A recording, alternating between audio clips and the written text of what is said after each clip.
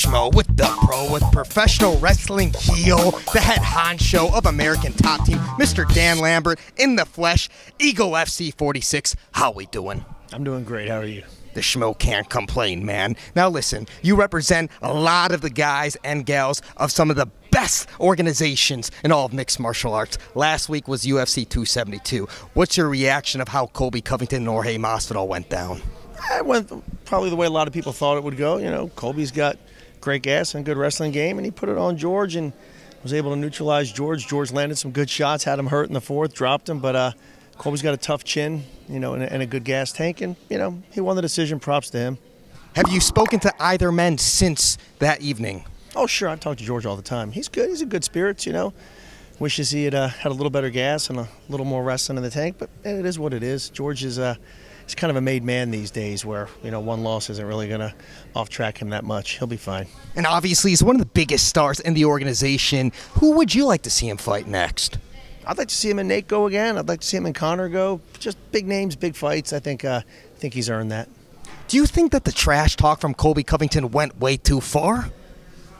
You know, I'm in the wrestling business part of the time. What am I going to say about trash talk? It is what it is. It's talk. You know, it's just talk. Well, he called out Dustin Poirier, someone that you know pretty well. What do you make of that matchup? And he wants him at 170 pounds. I mean, everybody wants to fight Dustin. Everybody wants to fight George. They're the stars. They're the big paychecks. Who doesn't want to fight a guy like that if they're in that weight class? Well, Dustin wants to fight Nate Diaz, but obviously the UFC hasn't booked that fight yet. If he doesn't get Nate Diaz, who do you want to see Dustin Poirier fight next? Again, he's kind of in that George category. He's got a big name. He's going to draw a lot of buys. Big fights. Kind of the same two guys I threw out you for George. You know, I don't think we're going to see another Connor fight, although Connor might want it. But if George doesn't get the Nate fight, Nate and Dustin would be great.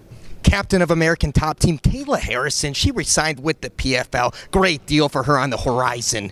What do you think she needs to do to cement that legacy as the best female pound for pound in all of mixed martial arts? I'm not so sure about that captain line. That was kind of given to her by herself. Okay.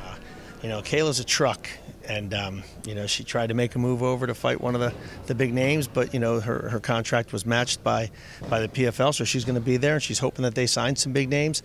What she has to do is she has to win. I mean, Kayla's young; she's still in the early stages of her career, and she's not losing, you know, minutes of rounds, much less rounds. So she just keeps doing her thing and keeps winning. She'll get her opportunity against the big names, and when she does, she's going to be tough out.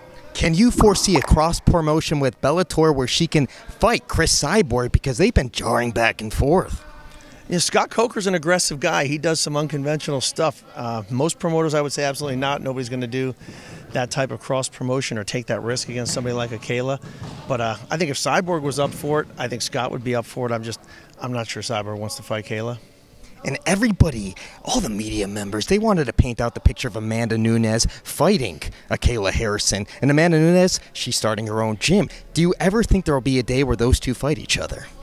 I don't know. You know, now that Amanda's not training at our gym, I guess that the possibility would open up a little bit more than it would have if she were still at the gym. I probably would have done everything I could have to avoid it. But I don't know. I mean, they're in different promotions right now at different stages of their career.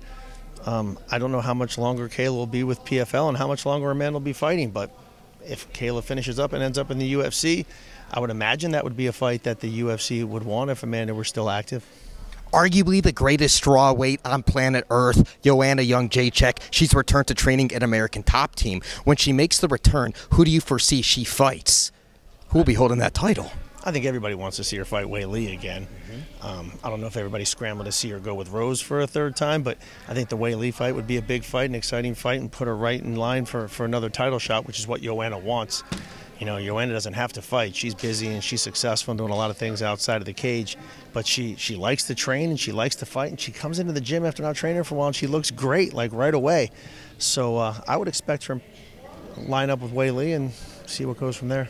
Yesterday, this organization, Eagle FC, they announced Junior Dos Santos. He signed. He's going to be headlining against Jorgen De Castro, Eagle FC 48. What do you make of JDS returning to the cage? Because the Schmo thought he was going to be doing some triad combat, a little bit of boxing, but that didn't pan out. He had a fight lined up with Triad, but something happened with the card or the opponent, and it got pushed back, and he still may do that. But Eagle's not messing around. They're signing guys. They're spending money. They're putting on good fights. Their production's great. So and that's a good way to make some money and stay active for JDS. So it's a win-win for him, and he's hoping to do that, get a W under his belt, and then see what's next. What was your reaction when JDS said, hey, he's coming back into the cage and he's coming to Khabib's organization, Eagle FC? Man, people got to eat. You know, he's in the gym every day. He's training. He's got to fight. So whether it's boxing or whether it's here or whether it's pro wrestling, he just wants to do something, stay active, and make some money. So why not here? Can we get a final message for all the Dan Lambert fans out there worldwide? I'm not sure I have many fans out there worldwide. And if anybody knows who I am, I don't think they like me because it's probably with AEW. So piss off. Yeah, tell him to piss off. He's the pro. I'm the schmo. Miami, Florida. We're out.